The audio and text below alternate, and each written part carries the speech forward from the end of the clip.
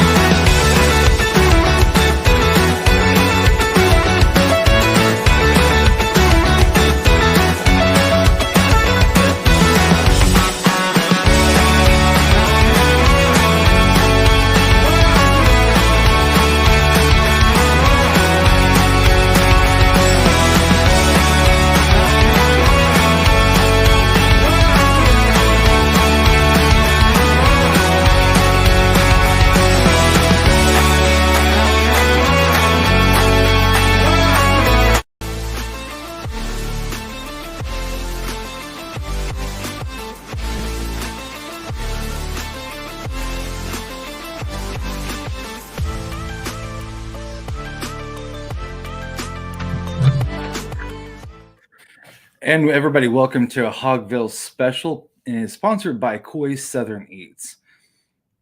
Come rediscover the tradition of Coy's. Come get you some. Now, I have the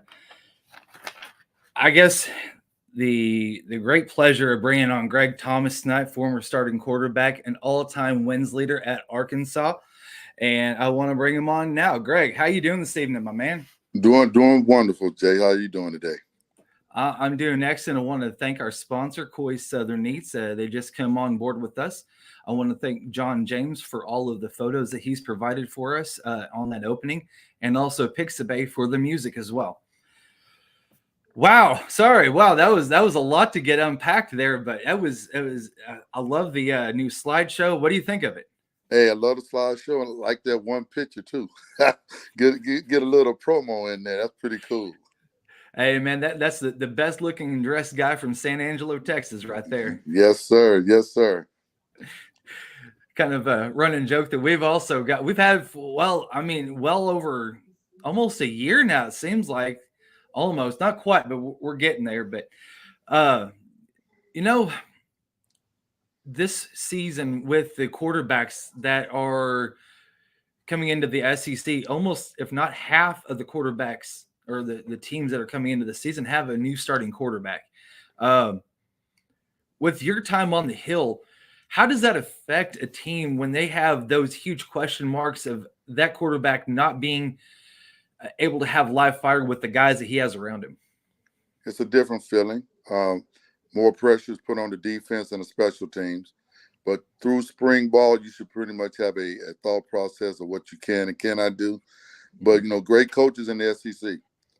And they will make you adapt. And if the player is not ready for that stage, then it can be a hardship for the whole team.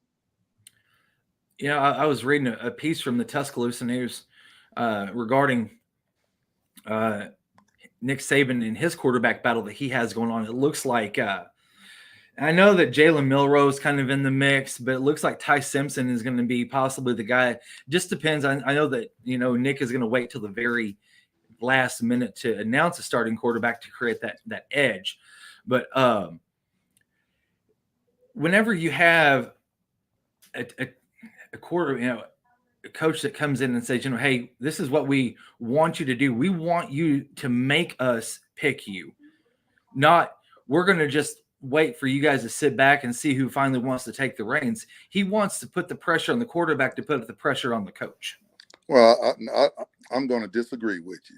I think Saban knows exactly what he's doing, and what he's trying to keep it as close to his vest so that they have to prepare for both guys. But, the team knows who's going to be the starting quarterback. They always know. Now, he may turn around and just make a split-second decision, like he did in the championship game here about 4 years ago. Yep. But they know who's going to go out and lead that team until another change is made. I think most of the SEC knows who's going to be their starting quarterback, and that just depends on injury and situation, and that's normal anyway. Hey, also move your camera up just a little bit. I want to see the full picture of you, my man. Hey, see me now. There you go. I can see you now. So, before we jumped on here, we were looking at the records that KJ could be making or could be breaking actually this year. I was counting this up and got 1, 2, 3, 4, 5, 6, 7. There are 7 records that he has a chance to break this year.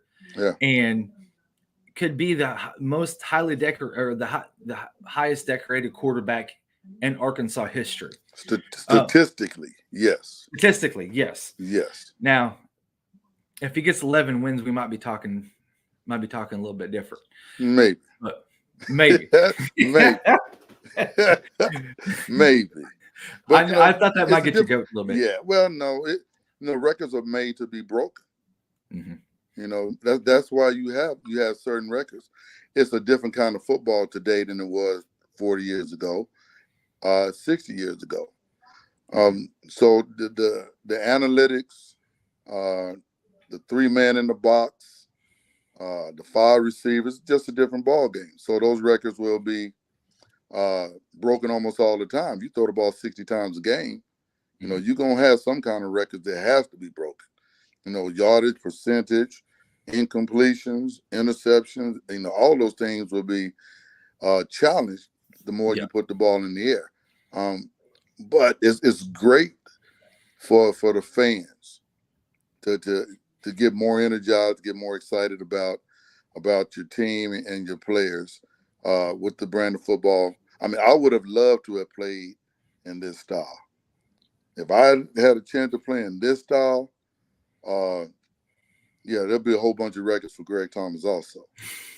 But we didn't play that kind of brand of football, and that's neither here nor there. The records that he has a chance to break, he's earned that.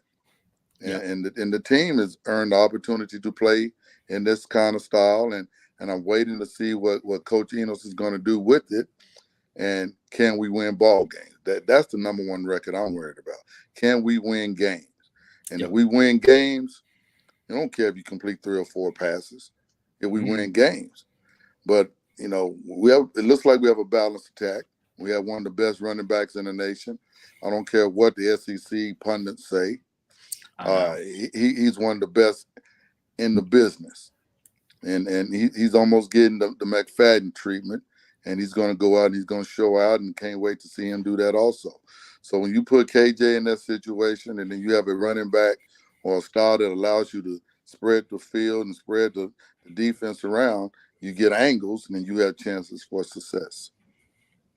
Yeah, I talked to Jamil Harris, former Razorback linebacker from Coach Harris. Coach Harris. Nah, he's down there in Alabama. Coach Harris. Yes, sir. I was talking with him a little bit a couple of weeks back on how different it is for KJ mentally to be able to go up, look at what the defense is showing him, and instead of having to read what the ends are doing, now his eyes are more focused towards the backside of the field, trying to find out what coverages they're going to be running.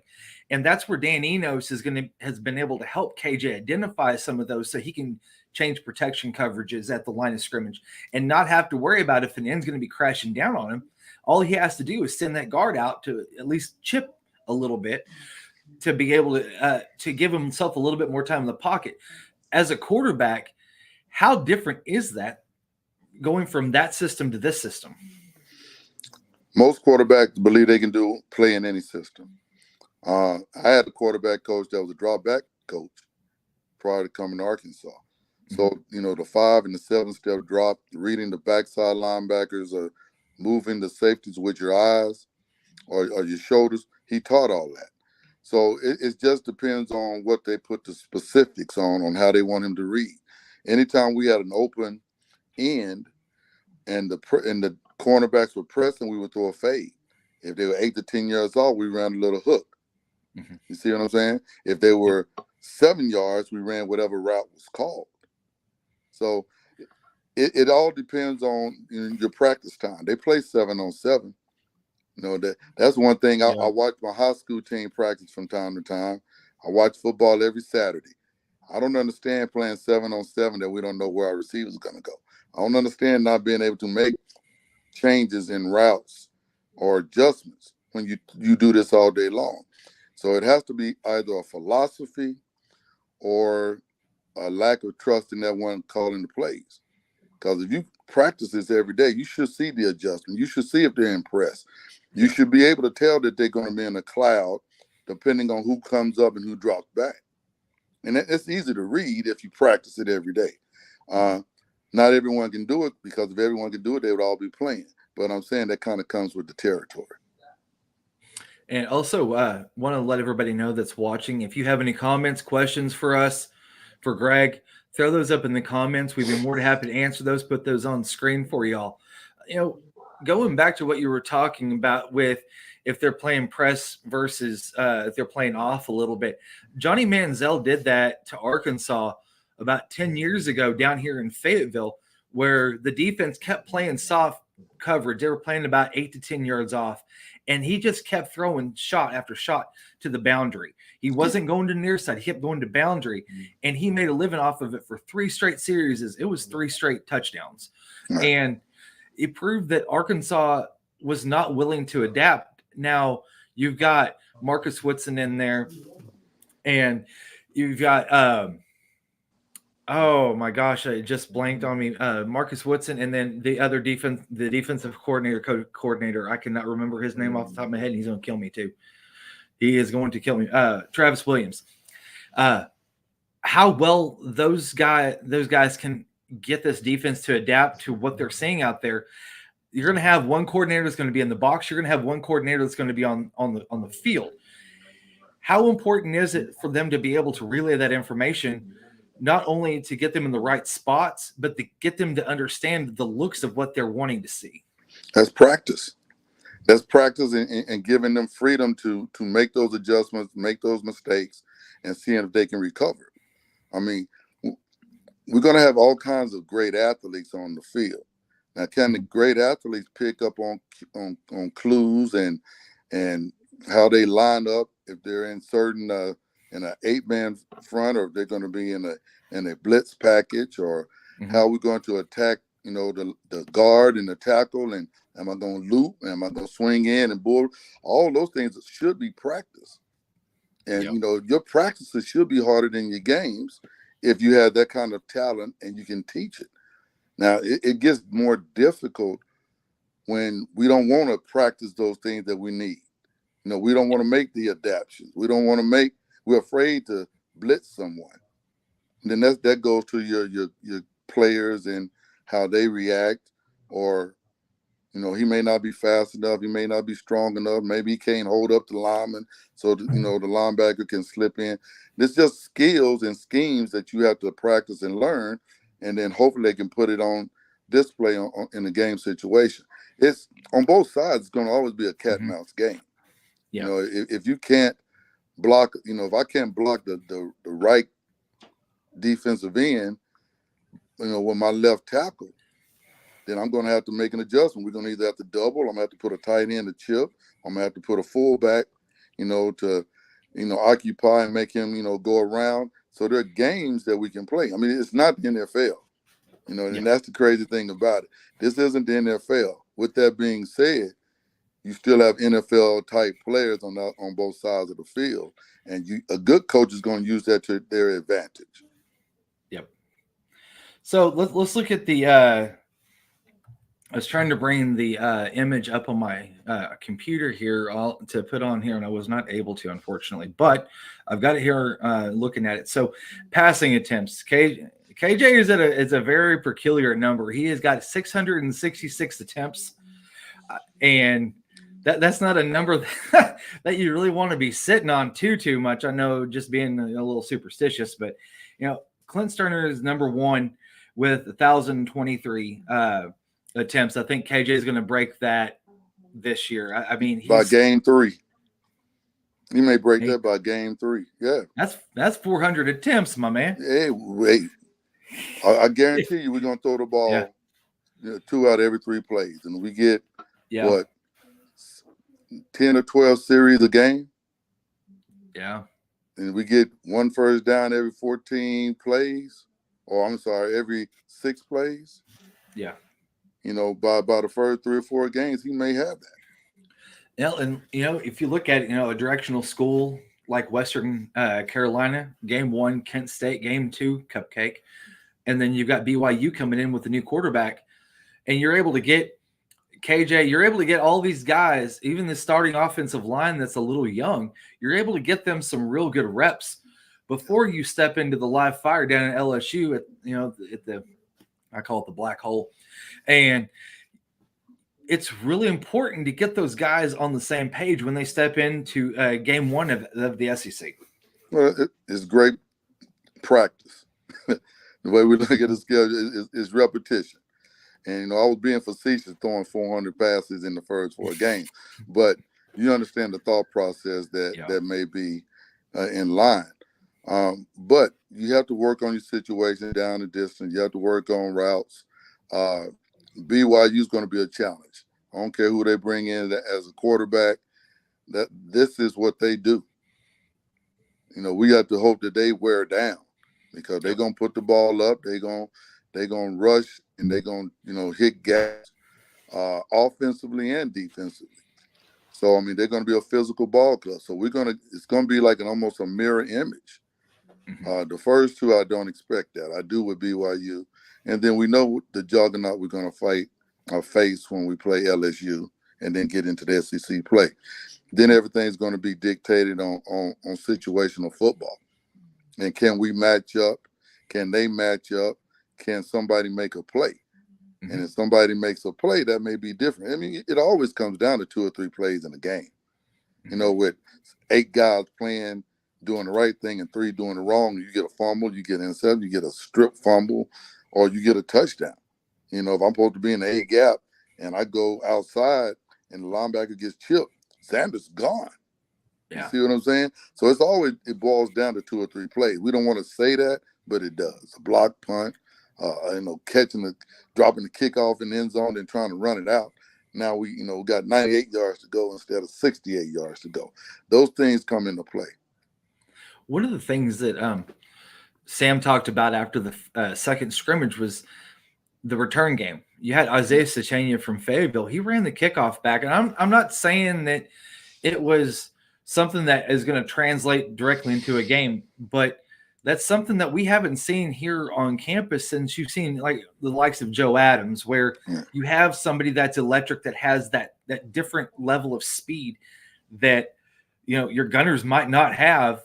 And once he gets past you, he's off to the races, and it's going to be really hard. And that's where the special teams can really become special, for Sam and for Scott Fountain. It just changes the whole game.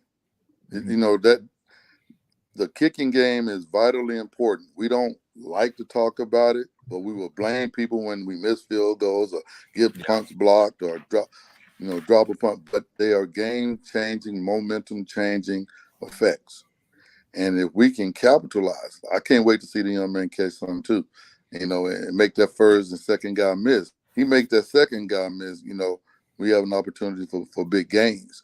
And I did that punt return for a while, in high school. And then when I got to Arkansas as a freshman, they tried to goat me out there, and I wasn't doing that. the angles are too crazy, get your head knocked off. But, we have Bobby Joe Evans back there, and Bobby Joe make that first guy miss, then that's a plus 20, 25. And if they're out of position, he can take it to the house. And like you said, we need that. We need that person that can make those plays and change the momentum of the ball game. All right. Yeah. So I want to thank everybody for jumping on. I got esteemed author, award-winning author, and basketball coach at East Plano, former Razorback quarterback, Greg Thomas. And if you haven't already, go out and get his book, No Doubting Thomas, The Hog Whisperer. You can find that it's on print, it's on digital, and it's on audio available.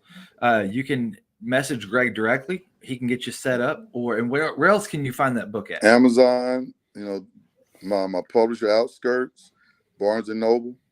But for an autograph copy, you got to get it from me. And I didn't even put the stickers on. Yes, sir.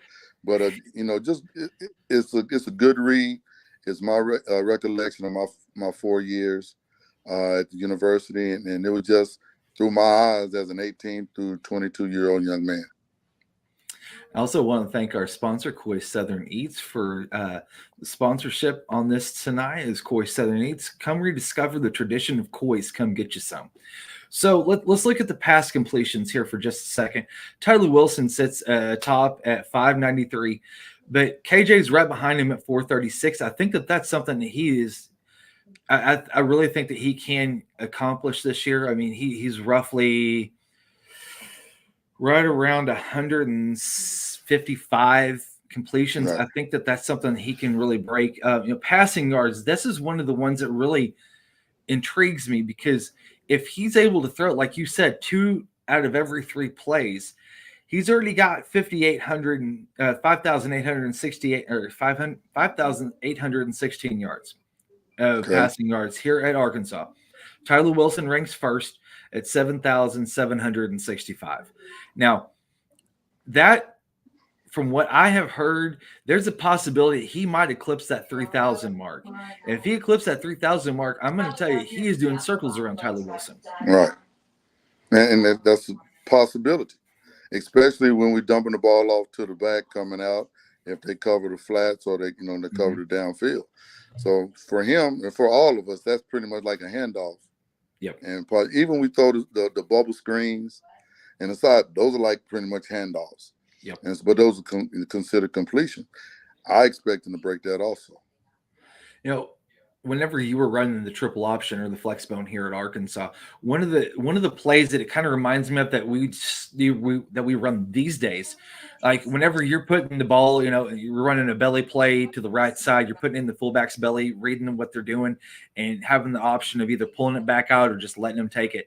One of those plays that Arkansas runs now these days is whenever you have a wide receiver that comes between the quarterback and the center, and they snap it right before he gets to him and then just kind of pitches it right to him, like right there. I mean, to me, that's almost the equivalent of a belly play, because, you're not watching what the defensive, what the linebacker's doing, but you're giving him that extra little burst of speed that he can get around the end.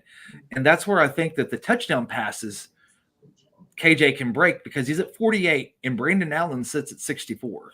Well, I would tell you that's not no dang pass, but they consider it a pass. That's not a pass. But it's a change of direction also, and if they know that the defense is inside, they just block down and they just get wall off the blockers.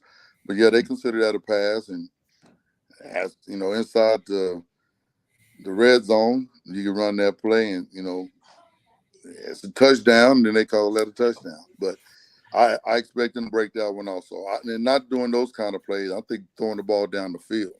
I think our tight ends are young, but I think they're going to get open because so many people are going to be afraid, and they're going to try to stack that box. If our wide receivers can run routes instead of just running away from people, it's going to open it up even more. I mean, all these guys can catch the ball, they all can run, but if they can run routes, if they can set them up, get on the inside and plant their foot and do a 15-yard, across the line, and then you run a wheel route behind that, or you run a fade route, and they can run those routes, he's going to throw for 30 touchdowns. Because Coach Enos has those kind of plays in his book, in his game plan. And you know they're going to put 8 people in a box most of the time. Yeah. And so we have to take advantage of it, and I think we will. So touchdown responsibility, Matt Jones of ESPN Arkansas. Now he holds the record at 77. KJ's right behind him, 10 behind him at 67. I think that's another one that's really attainable for KJ to be able to break this year. Total yards is another one that I fully believe that KJ is going to be able to smash this year. He's accounted for 7,245 yards in his time here at Arkansas. Matt Jones is number 1 at 8,392. Now, I know that there's been a lot of talk where KJ might not be running as much as he did before under Kendall Briles, and Dan Enos is going to try to keep him upright. Now, one of the luxuries that Sam Pittman has this year is that he has a serviceable backup quarterback in Jacoby Criswell that has just as not a stronger arm than KJ does. So you're not going to see KJ in those situations where he's being put into harm's way, where he feels like he needs to make the play instead of let the play kind of ride out a little bit more or just throw it out of bounds as an incompletion. He still has that instinct of like, hey, I still can make that play. Well, he's a big boy. Yeah. and those guys aren't big. They're trying to get in his way. So he will have to make those decisions. And I hope he makes the best decision at that time, to pull the ball down and run it or throw it away. But once again, that's another record that I believe he's going to break, because the situation is going to present itself. And that's the coolest thing about playing in this style of offense. When you have an opportunity, and I'm going to liken that to, let's go, one of our favorite quarterbacks that's now a New York Jet. A couple years ago, if he pulled the ball down, he walks into the end zone, they go to the Super Bowl again. And, oh, no, I just threw the ball away. No, he knew he should have run that ball in. And it changes your whole scope. It changes the whole outlook, for the team. KJ's a big kid that can run. I expect him to run when he's supposed to. He may have to tuck it every once in a while, but I know he's going to throw it. And once again, he will have an opportunity to topple another record and topple another great player in Razorback history. Yep. And so the last one is going to be total plays. Clint Sterner holds the record at 1,200 plays even. Is that a record? Wait, hold up. That's a dang. We got a total play record? Yeah. Oh my God, that's stats for you. Golly, and we really put that in the book. I ain't kidding. Golly. Yeah. Brad Taylor, he's sitting at 973, and Quinn Grovey's at 978, and then KJ's at 1,028. KJ is, let's see, 172 plays behind that. So I see him breaking that pretty easily. Somebody got too much time on their dang hands to come up with that record. That who played more? Golly, that's fascinating. Oh man, it really. I need to know that's a record. So, yeah, I know. It almost seems like it's padding stats a little bit, honestly. But hey, that's what they're keeping these days. So. Let's look at the SEC, Greg, for just a few minutes because, Gus Malzahn, holy cats. I'm going to have to get used to saying Hugh Freeze at Auburn. Golly. Right.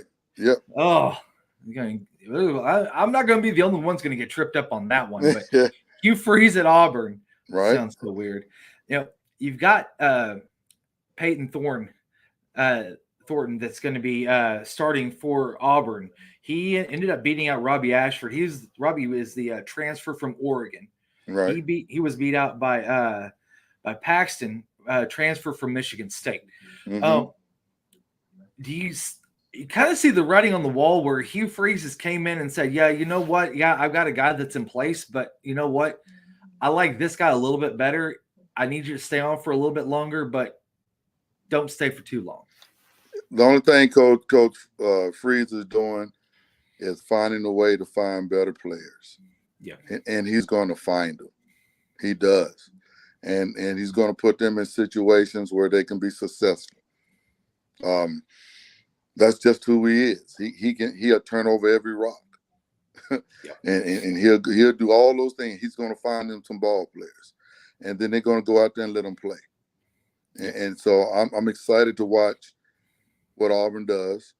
I thought it would have been a better advantage if Deion had gotten that job. But since he didn't, he's in Colorado. We're going to see what he does over at Colorado. Coach Freeze is going to do something very similar to that.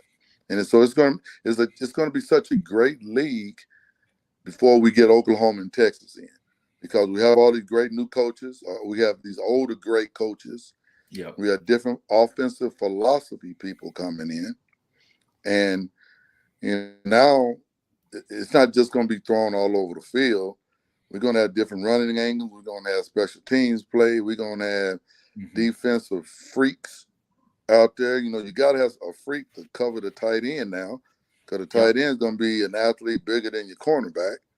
And, you can't just put a hard-hitting linebacker on it. You better put someone that can cover some space and be athletic. So, I mean, the SEC is going to present such a challenge week in and week out, and it's going to be fascinating to watch.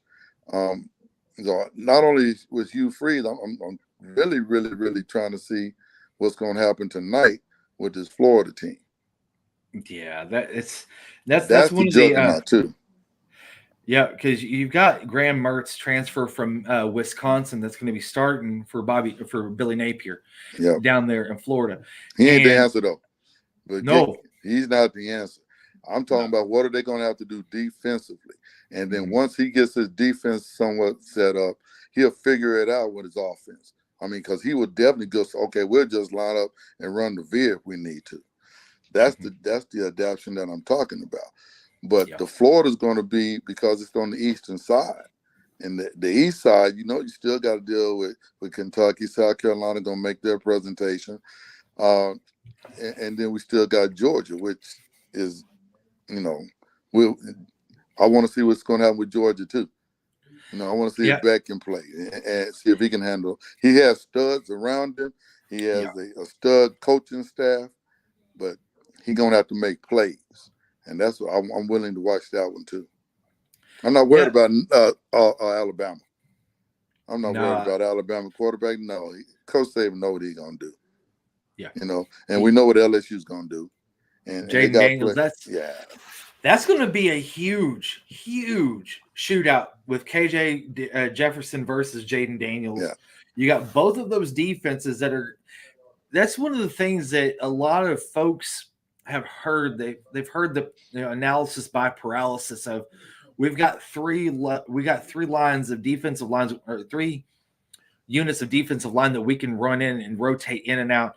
Yeah. We got maybe 2 solid rotations at linebacker, and every one of them except for Hudson Clark is different. Like, they are transfers in. Those are kids that they have not recruited. They have had transferred in. So now that Sam's got that defense that on the backside that can complement the front side at the front 7. That's where I think that they're going to give Jaden Daniels a lot of hell this year. I really think they are. Well, you can have schemes, but once again, it comes down to who can make plays. And are those plays going to hurt us, or they're going to be game-changing plays to get everyone else involved and get everyone motivated? And so I can't wait to watch the matchups every week. And the coaching thought process, and are we going to blitz? Or are we going to just sit there and run a 4-man front? Which I'm so glad we got a 4-man front now. Me too. That changes everything for us defensively, because you have to get pressure either up the middle on the outside to make that quarterback or running back make plays. When you have a 3-man front, if you have to blitz, and if your blitzing is still the same at different angles from 5 to 6 yards back, it changes the entire Florida game. But you put 4 down there and let's get. And I got 2 of them you can't block because they're too big and strong in the middle. And I have 1 that can get around double teams. Then you can scheme your defense. Now we can blitz on the other side, and we can still be solid in the secondary. We don't want too many one-on-ones and running by us and, playing thirds. And it's not good when playing thirds. No, and that's the difference, too, of having 3 safeties versus 4 down linemen. Because now you have that option of running a twist on, say, the left side, and then you have your hog blitzing from the right side, which is a hybrid nickel. Now, that's whenever you have the difference makers that you needed last year that you have now this year, where the quarterback's time to get the ball out of his hands goes from 3.5 seconds to 2.1 seconds. Now, that throws off the entire offense, and that's where I think we're going to see a lot of gains for this defense. Right, and hopefully we can make plays. That's getting deflections, getting interceptions, or getting him to step up in the pocket and making sacks. So those are game-changing plays. And when that's within the scheme, that's good. If I got just making plays and everyone else is, doing their own thing, we're in trouble.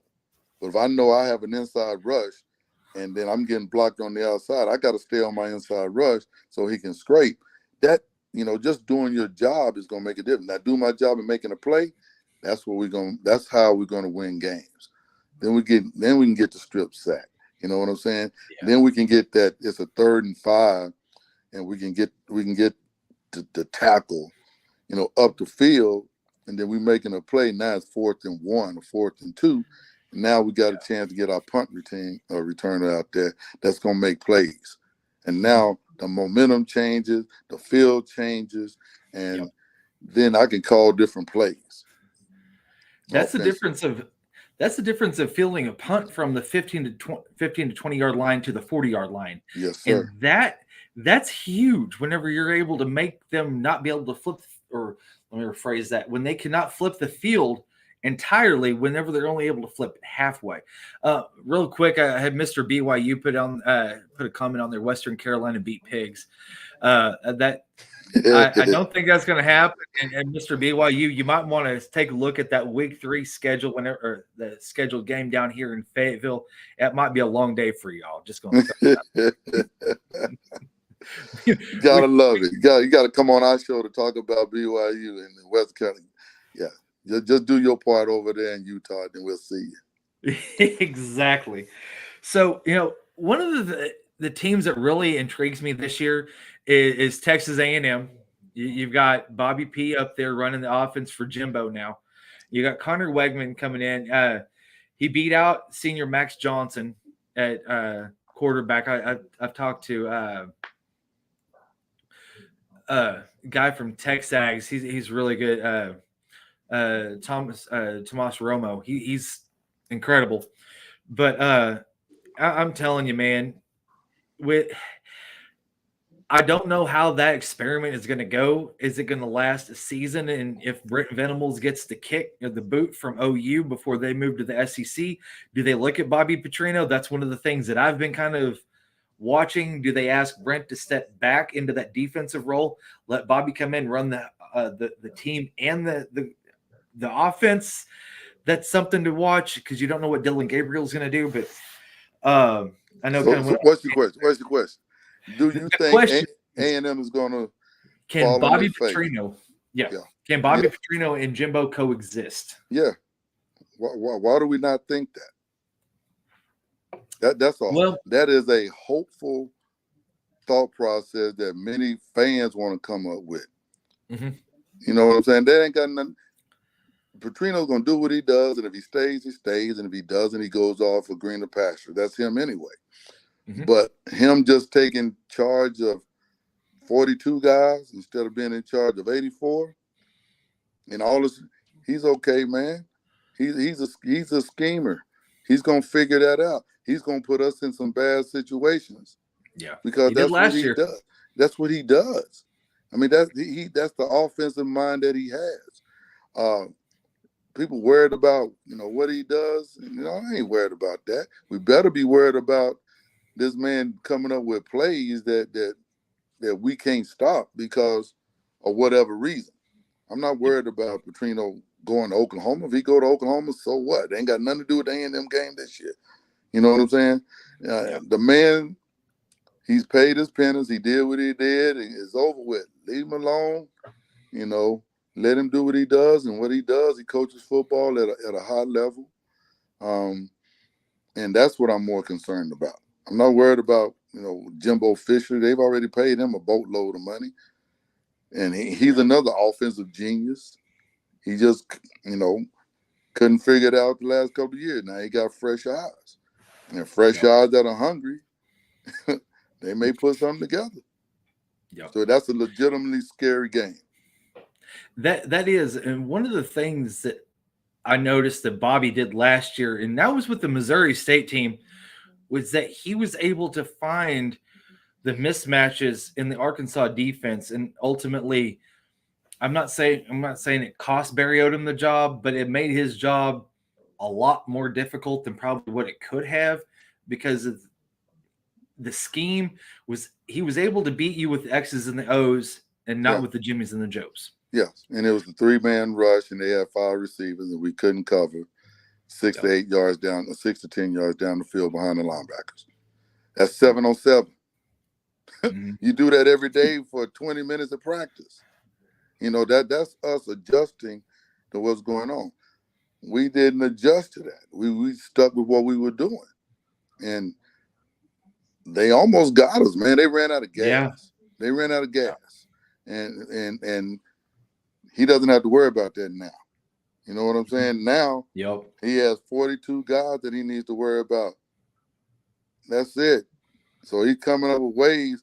Okay, they're going to come with a 4-man front, and I think I can, pick on my left cornerback. Mm-hmm. If he does this, I'm telling you, he has the same philosophy that Coach Lee used to have. If they're 5 yards off, we're going to run the route. If they 7 to 10 yards, we're going to run stops and hooks. And if they pressing, we're going over the top. That's his philosophy. And if they playing it up the line and we playing on the hash marks and you still standing on the hash mark, he's going to throw it up the seam. Behind your linebacker, between your corners, because we had 3D. It shouldn't happen, but it can happen because you practice that every day. Yep. And if we don't get pressure on the quarterback, that's what they're going to do. Yeah, that's going to be a real chess match, the last game in September. Yeah. And which I think I might be seeing you at. We will, talking it up down here right now. Talk to a lot of the guys. We're about to put that in plan into motion on Monday and Tuesday. Looking forward to it. It's going to be fun. Shane Beamer in South Carolina, he's got Dow Loggins as his tight ends coach. He's got Trey Knox, former Razorback, also out there too. And Spencer Rattler's got, Trey Knox to throw to. And Trey Knox is a nice addition to that team. But Spencer Rattler came in here last year, and I'm going to tell you what. I was in Minnesota whenever I had to listen to the game because where I was at had really, really, really spotty service. Mm-hmm. And I'm going to tell you, it seemed like every time Arkansas would finally get a little bit of breathing room, Spencer Rattler would come right back and say, I don't think so, sucker. We're going to put it right back to you. So that's where I think that he could be a difference maker for South Carolina, and the difference between maybe a 7-win season and a 9-win season. He's a gamer, and I like listening to everyone, on the Paul Fallenbaum show and talk all this. The kid can play. Yeah. Now, emotionally, he got messed up behind the coaches and the thought process over there. He lost his way. Then they found another player that was playing better, that was hungry. He's got his mojo back now. Now he has Trey, and he has that other little wide receiver out there too. So, he went through a growing spurt. He was the man, and then he got chipped away, and he lost his position, and he lost his faith, lost it. I don't think he's a lost soul anymore. He was the number 1 quarterback coming out for a reason. So we're gonna have to play better than what we did last year. They got a couple more players, and I think we're gonna do what we have to do. What we have to do on defense, and offensively, they got to stop us. Yep.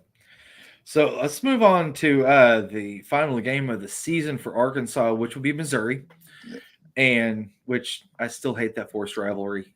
What's the record? I mean, because I think they beat us 5 of the last 7 games, something Yeah, like that. it's been pretty brutal. I think we've got 1 or 2 wins in the last 10 years versus. Okay, explain it to me. Yeah. Please explain it to me.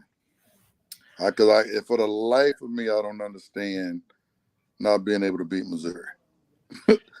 I don't hate get to it. say it this way, but I think Missouri wants it more than Arkansas does, and they look at it as a rivalry, where Arkansas looks at LSU as that rival. And this is coming more from a fan standpoint of, well, Missouri doesn't really matter so much, but now it's starting to creep up and say, you know what? This is kind of starting to become more of a rivalry because of the record itself, and not because it's being forced down our throats, but now Missouri's cared enough to try to make it a rivalry. Well, I don't care about Missouri. We want to win that game. We should want to win that game just because it's a game.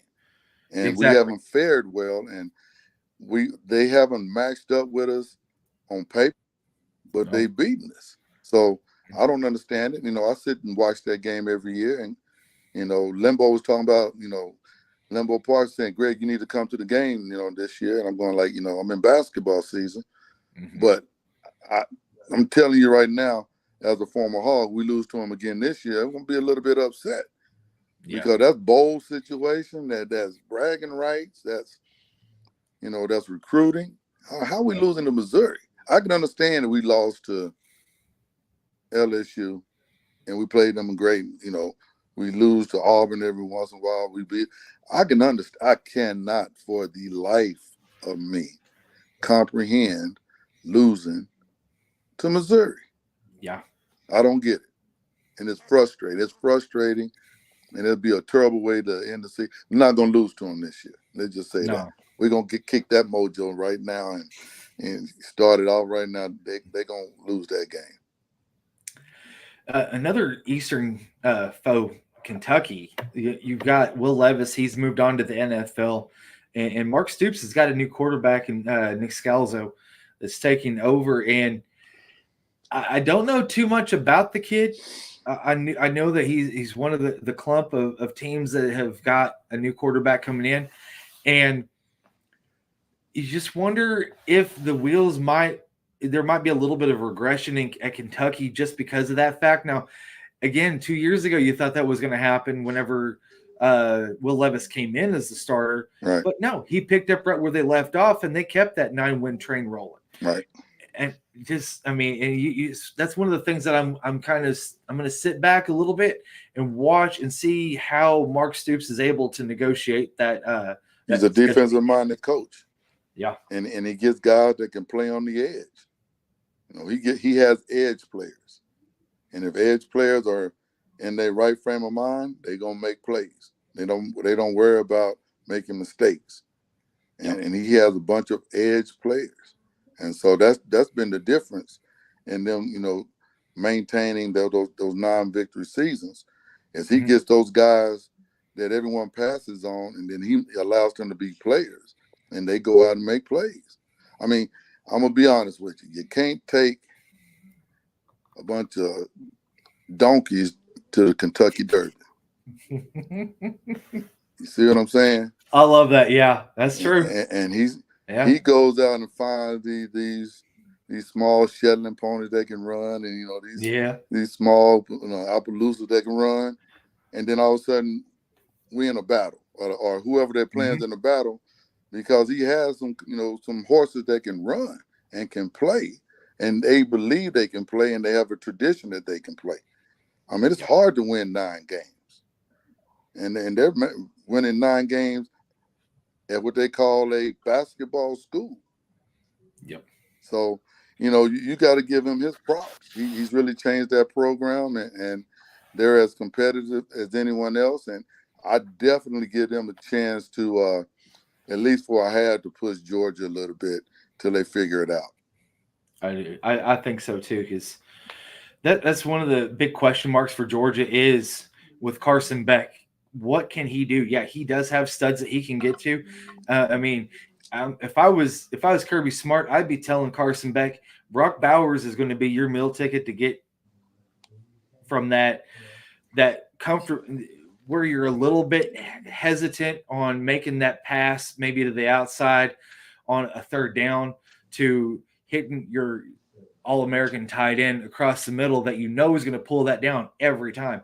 When you start to get that confidence built up, I think that's where you can see Carson Beck start to kind of turn a corner for that team and being able to lead. I thought he one of the highest recruited kids out of California too. Yep. And he was supposed to take over 2 years ago.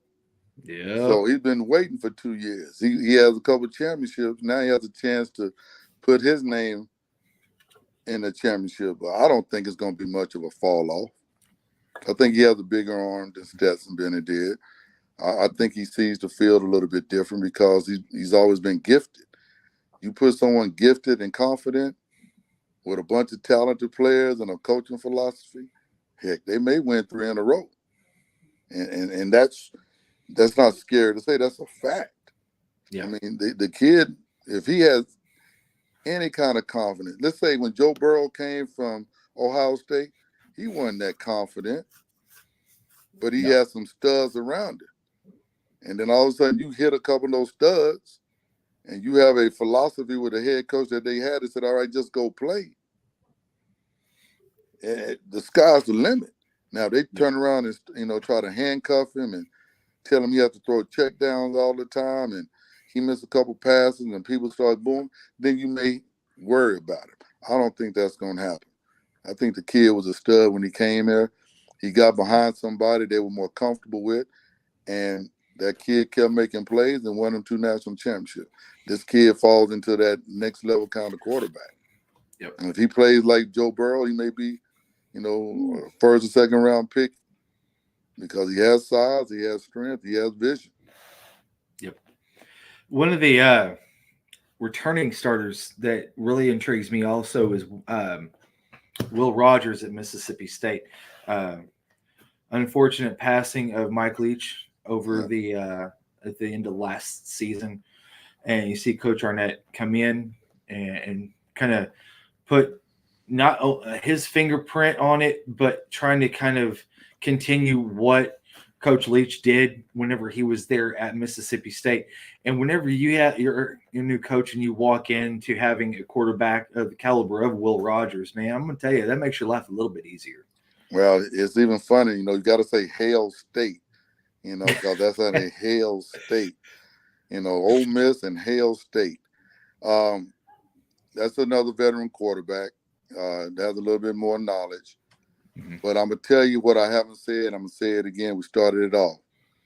I'm picking KJ over all these cats. Yep. Okay? And I'm just hoping that whatever philosophy Coach Eno puts in place, he can master that and win. I'm taking him. He's big. He's strong. He throws a good ball. He has people around him that can catch the ball, and he has a great running back.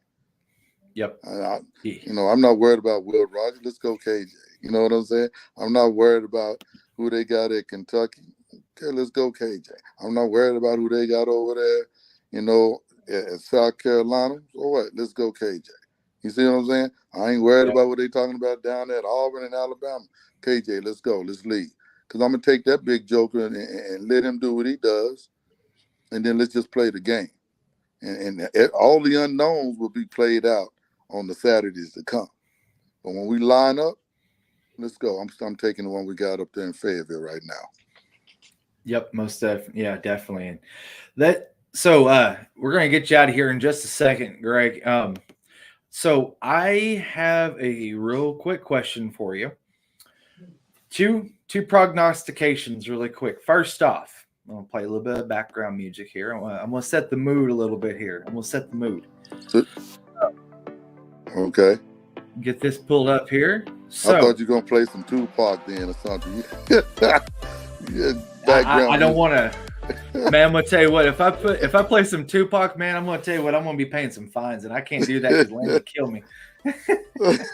So, real quick, final score for Arkansas, Western Carolina on Saturday. 63-14. 63-14. I have Arkansas beating them. I think it was whenever I was with Otis and Dudley this last weekend. I said it was either. I think I said 48-13 is what 48-10, somewhere right around there. What do you think a final record could? What kind of final record do you think Arkansas could wind up with, regardless if KJ is able to play all 12 games or if Jacoby has to come in? I'm still shooting for 8-4 or better. 8-4. I'm shooting for 8-4, and the only reason you say 8-4, you give it an opportunity if we have injuries, offensively or defensively. We're playing some pretty good teams on the road, so we have to be able to do on the road. I would love to say 12-0, but 12-0 is hard in the SEC. 12-0 is hard to go play. Let's say the Pac-12 this year with the Pac-4 or whatever. It's going to be hard to go 12-0. You understand what I'm saying? Yeah. But as a fan, you gotta. It's a week-to-week thing, and you have to. We have a new center. Can he pick up the calls? Mm-hmm. Can he get us in the right blocking schemes? Regardless of what happened with KJ and Sanders, our center now, a new man, got to pick up all those fronts. Can we do that? Can we cover one-on-one when we decide to go man with our safeties? Mm-hmm. And then we're playing all these offenses that are 4 wide and 3 wide and tight end. Those are real question marks. So those are the 4. Can we beat Auburn? Yes, we should beat Auburn, but we still got to play the game. Can we beat State? Yes, but we still got to play the game. Can we beat Alabama? Yes, but you also know Alabama came in there last year. We lost the quarterback and they ran us to death. Yeah. So what are we going to, we got to match up and make those plays. Can we beat A&M? We struggle with A&M. And now they have we're going to see a better offensive-minded coach in there that's more fresh with better players, better than what he brought there last year. So you have to take those. Can we beat them? Yes, we can beat them. We got to knock them out, create plays. But you got to look at that when you line up. Kentucky's going to be hard, like you said. South Carolina's going to be hard. I want us to be 12-0. Mm-hmm. What a great day that would be.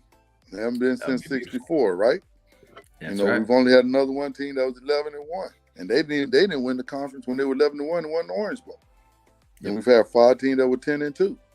Those are great marks, but the conference is different. And we're going to be playing some studs every week, too. Yep. Yeah, we are. And like Herm Edwards has always said, and that's why you play the game. Yes, sir. That is why you play the game. Well, everybody go out and be sure to check out Greg's book, No Doubting Thomas, The Hog Whisperer. You can find it at all platforms. Either shoot him a message for a personalized autograph book, or you can also find those in digital. You can find it in paperback, and you can also find it on audio as well. Greg, anything you want to add just before we get out? Can't wait till Saturday. Whoopee. It'll be great. This is what you live for this, and this is time for us to go play. Let's go play. All right, man. All right, well, for Greg Thomas, myself, Jason Pattyson, thank you all for jumping on for this Hogville.net YouTube live special with Greg going over all of these SEC quarterbacks. Also want to thank Coy Southern Eats, our sponsor, and everybody, we'll see you after the game this coming Saturday. We'll be at Coy Southern Eats tailgate. We'll be doing a live post-game show. Be sure to check us out at that right after the game. You'll be able to see it on YouTube, also on Facebook and Twitter as well. So, everybody, for myself, Jason Pattyson, and Greg Thomas, thank you all for jumping on. Hey.